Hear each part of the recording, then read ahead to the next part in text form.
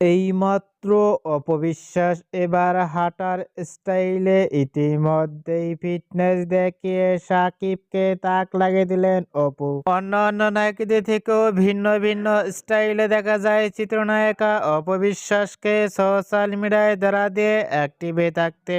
অপবিশ্বাসের verify Facebook পেজে এবার শাড়ি পরনে ফটোশুটটি আপলোড দেওয়ার পরপরই সোশ্যাল মিডিয়ায় আলোচনায় ট্রেন্ডিংয়ে দেখা এলো অপবিশ্বাসকে নিয়ে।